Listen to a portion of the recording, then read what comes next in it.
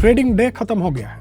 आप अपनी trade report खोलकर देख ही रहे हैं कि आपको दिखता है सब फिर से लाल। देखी सुनी सिचुएशन है ना। ऐसा लगा कि आपने सब सही किया, चार्ट्स को देखे, मार्केट को एनालाइज किया, एंट्री रूल्स को फॉलो किए, सब कुछ ठीक ठाक आपने किया है, फिर भी रिजल्ट्स एक बार आपको डिसअपॉइंट कर रहा है। स्टैटिस्टिक्स बहुत बेकार हैं। मार्केट में आपने 10 में से 9 ट्रेड्स नेगेटिव रिजल्ट्स आपको दिया है। लेकिन अगर मैं आपसे कहूं कि इनमें से ज्यादातर लॉसेस से आप खुद को बचा सकते थे, मतलब 10 से 9 ट्रेड्स जो आपको लॉस हुए हैं उसका पॉजिटिव में बदल सकते थे, तो आप क्या सोचोगे? सालों का एक्सपीरियंस से मैंने पैटर्न आइडेंटिफाई किया है। 10 गलतियां जो बार बार आपके लॉसेस का कारण बन सकती है, उसके बारे में बात करेंगे। सबसे पहला, क्विक सक्सेस पाने की इच्छा।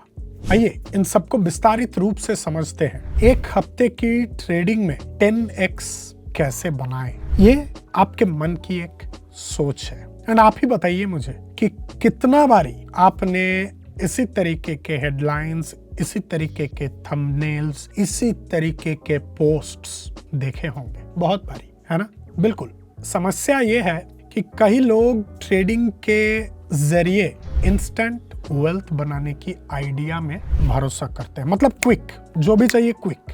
मार्केट में ये सोचकर एंटर करना है कि मानो ये कोई मैजिकल तुरंत अमीर बनाने वाली एक बटन है मार्केट में। दबा दिए, बन गए अमीर। दबा दिए, सब ट्रेड्स आपका प्रॉफिट हो गया। ऐसा नहीं होता है। सच का सामना करें। ट्रेडिंग एक प्रोफेशन है जिसके लिए serious commitment and long term learning and planning की जरूरत होती है भाई। सक्सेसफुल ट्रेडर्स हजारों घंटे प्रैक्टिस करते हैं, अपनी गलतियों को एनालाइज करते हैं, अपनी स्किल्स को रिफाइन करने में रात दिन एक कर देते हैं। अगर आपको लगता है कि आपने ट्रेडिंग अकाउंट खोल लिया है तो आपको कंसिस्टेंट इनकम आते रहेगी, तो आप कड़वाई सच्चाई से सामना या तो करना नहीं चाहते या तो आप डर रहे हो। सच्चाई अलग है।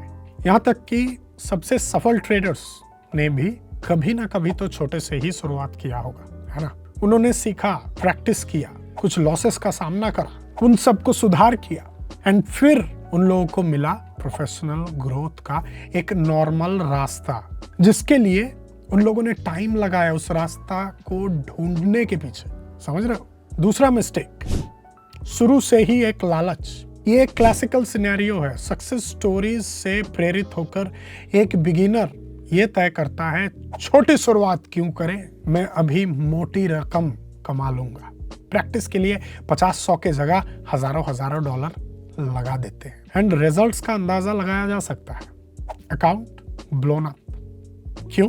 क्योंकि असली ट्रेडिंग, डेमो ट्रेडिंग या एजुकेशनल वीडियोस देखने से बहुत अलग होता है। दुनिया पूरा उल्टा होता है जब आप असली लाइव मार्केट में जब आप ट्रेड करते हो। बहुत सारे फैक्टर्स इन्वॉल्व होते हैं, बहुत सारे इमोशंस आपको ढूंढ के आ जाते हैं, क्योंकि ये सब इमोशंस ही है, ये सब फैक्टर्स ही है जिसको संभालना, नजर में रखना एंड कंट्रोल करना आपको आना चाहिए हर हाल पे। जब असली पैसा दांव पर लगता है तो हर एक चीज, हर एक इमोशंस आपके ऊपर हावी हो जाते हैं। डर, लालच, घबराहट, सब कुछ आपको घेर लेता है। इन भावनाओं को मैनेज करने की अनुभव के बिना रैशनल ट्रेडिंग डिसीजंस लेना ऑलमोस्ट इम्पॉसिबल है। तो उसीलिए मैं बताता हूं आपको, मैं सजेस्ट करता हूं, छोटी रकम से छोटा शुरुआत करें। यहां तक कि $50 काफी होता है। इसको ट्रेडिंग दुनिया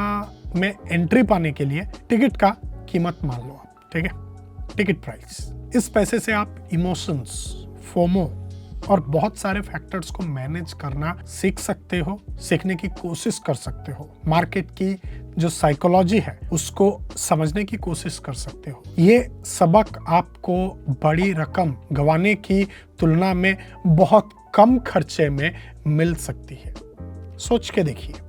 तीसरा मिस्टेक, प्रैक्टिस को नेग्लेक्ट करना या तो नजरअंदाज करना। कई शुरुआती ट्रेडर्स बिना प्रॉपर तैयारी के सीधे लाइव मार्केट में एंटर हो जाते। तो ऐसा ही हुआ ना, बिना नेट प्रैक्टिस के फाइनल खेलने चले गए। वो बिना किसी सिस्टम के और बिना कोई एनालिसिस के मार्केट में आके बाई सेल करने लगते हैं और फिर कहते हैं मैंने अपनी कमाई से ज्यादा पैसा गवा दिया आज। स्टैटिस्टिक्स को देखे बिना अपने ट्रेड्स की इफेक्टिवनेस को समझना इम्पॉसिबल है। डेमो अकाउंट से स्टार्ट करें, हर ट्रेड को रिकॉर्ड करें, एंट्री टाइम, कारण, रिजल्ट्स, क्यों लिए ट्रेड, कब लिए, क्या कारण की वजह से लिए, क्या पैटर्न था, सब कुछ रिकॉर्ड करें।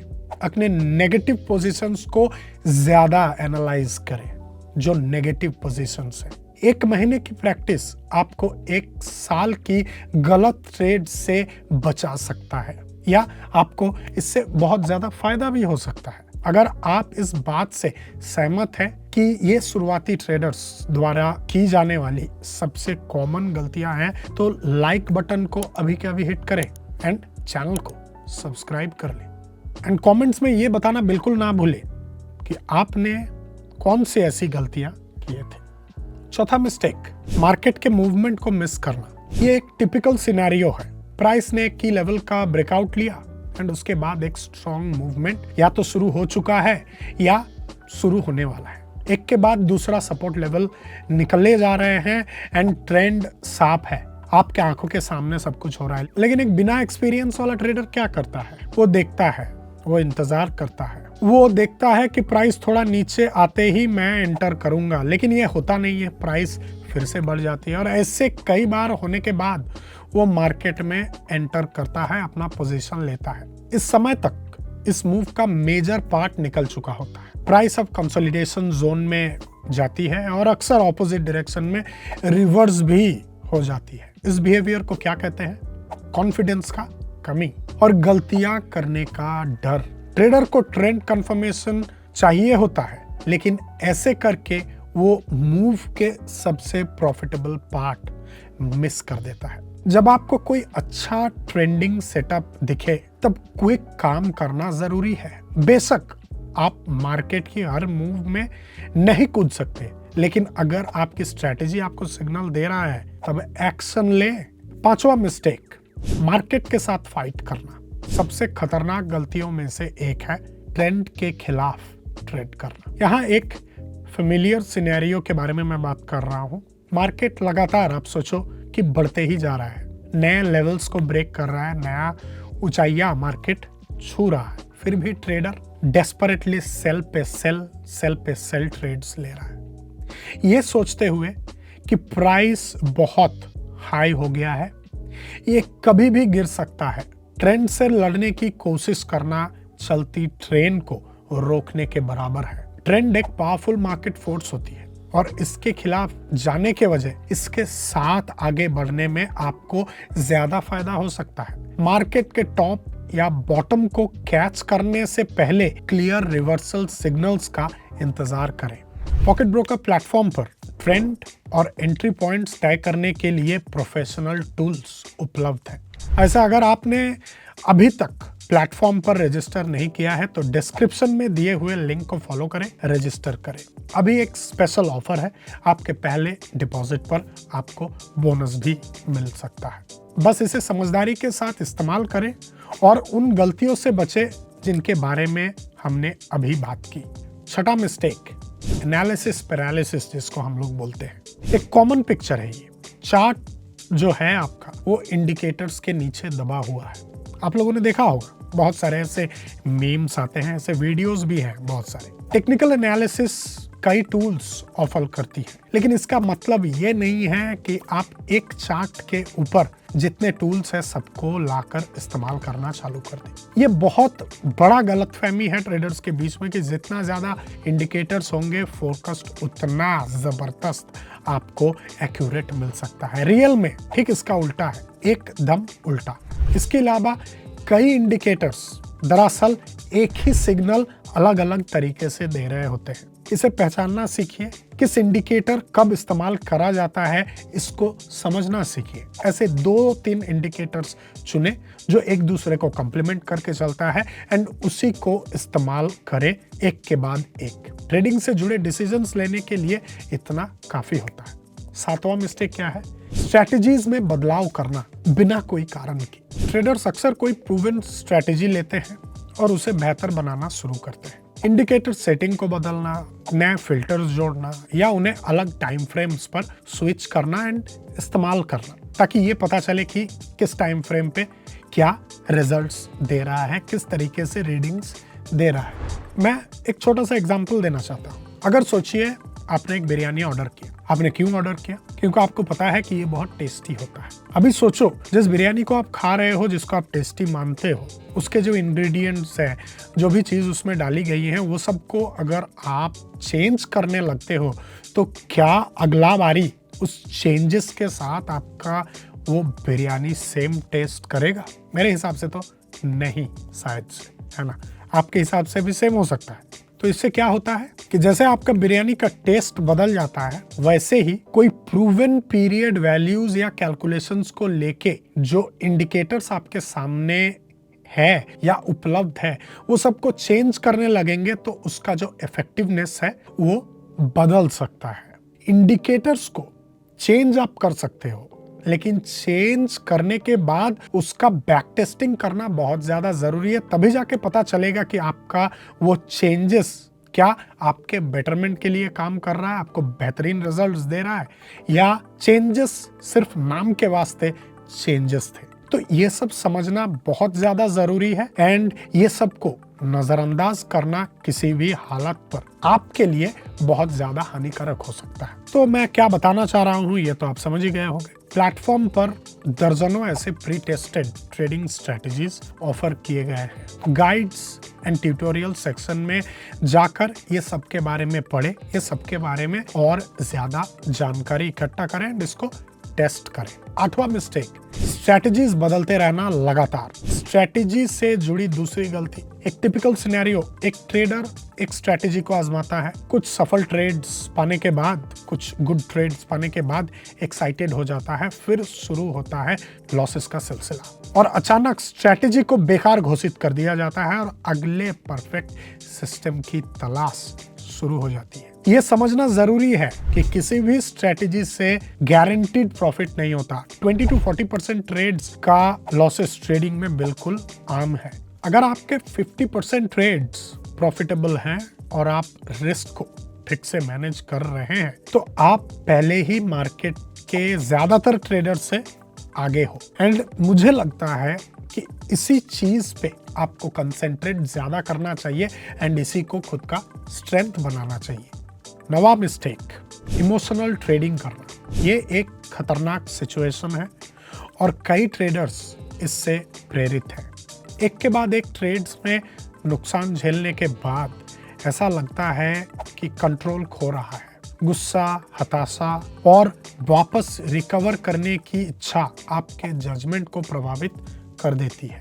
ब्रेक ले और सिचुएशन को एनालाइज करने की तरफ ध्यान दें। आप एक के बाद एक ट्रेड्स खोलना शुरू कर देते हैं, पोजीशंस की साइजेस बदल जाती हैं और अपनी स्ट्रेटजी को आप इग्नोर करने लगते हो।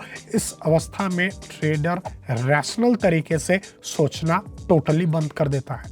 अब ट्रेडर मार्केट को एनालाइज नहीं करता, वो मार्केट को हराने की कोशिश करता है, जिसको हम लोग रिवेंज ट्रेडिंग बोलते हैं। हर एक नेगेटिव ट्रेड इमोशनल प्रेशर को और बढ़ा देता है और इस तरह इम्पल्सिव रेकलेस डिसीजंस की साइकिल शुरू हो जाती है। इस मोमेंट को पहचानना सीखें। जब आपको लगे कि इमोशंस हावी हो रहे हैं, तब आप तुरंत बंद कर दें सब कुछ, ब्रेक लें, अपनी ट्रेडिंग स्ट्रेटजी पर लौटें और साफ दिमाग से सही डिसीजन के तरफ आप आगे बढ़े। एंड सही डिसीजन के तरफ आप तभी आगे बढ़ सकते हो जब पुराने मिस्टेक्स के ऊपर आप एक डिटेल्ड एनालिसिस कर लेते हो। तब एनालिसिस पे ध्यान दीजिए कि कहाँ पे गलती हुई है।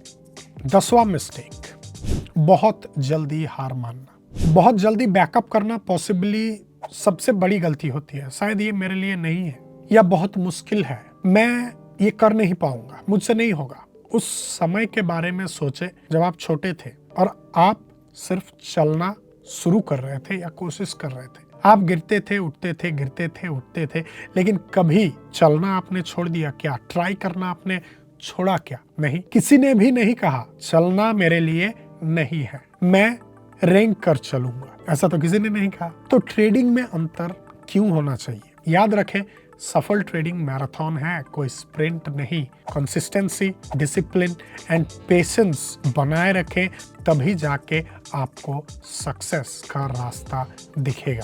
इन गलतियों से बचकर आप ट्रेडिंग में सफलता की गुंजाइश काफी हद तक बढ़ा सकते हैं। बेसिक से स्टार्ट करें, एकदम इनिशियल स्टेज से शुरुआत करें। फिर से एक क्लियर स्ट्रेटेजी चुनें, एक कंफर्टेबल डेली बजट सेट करें खुद के लिए, जो आपको लगता है कि yes this is the right choice. And हर रोज थोड़ा थोड़ा प्रैक्टिस करें। और सबसे महत्वपूर्ण चीज, अगर सब कुछ आपके हिसाब से नहीं चल रहा है तो हार ना माने, देखने का कोशिश करें कि कहाँ पे क्या चेंज हो सकता है, क्या अलग से करा जा सकता है।